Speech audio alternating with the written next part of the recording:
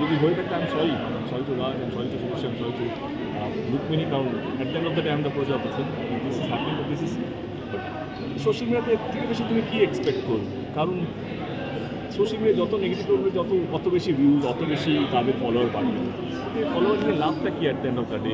মানে তুমি যদি মানে আমি all the social media handles তাদের উদ্দেশ্যেই বলছি, আমি জানি নেগেটিভলি বিক্রি হয়, নেগেটিভলি অনেক ভিউ অব্দি যায়, কিন্তু আমার মনে হয় পজিটিভিটির মধ্যে একটা তৃপ্তি আছে, একটা ভালো আনন্দ লাগা আছে। কম ভিউ হলো, কম শেয়ার হলো, কম লাইক পেলো, কিন্তু তার মধ্যে একটা আনন্দ আছে যে অ্যাটলিস্ট আমি কিছু নোংরামি করলাম না।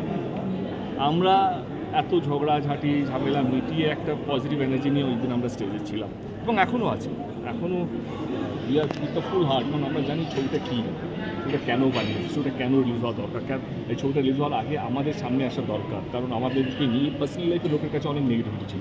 শুভ অনেক জায়গায় বলেছিল যে 4 বছর থাকে যে আমার জন্য, বা একটা পার্সোনাল লাইফ নিয়ে আমি একটা হয়তো করে বিভিন্ন রকমভাবে সন্তান সব কিছু চলছিল। আমি বলছিলাম শুভকে একদিকে আমাদের নেগেটিভ মেমোরিজটাকে ইরেজ করতে হবে, যে শুভশ্রী যে আমাদের মধ্যে যে পজিটিভিটি আছে, আমাদের ফ্যামিলির যে আমরা পজিটিভিটি আছে, এইটাকে আমাদের কাছে মানে মানুষের সামনে নিয়ে আসতে হবে, the best side of us.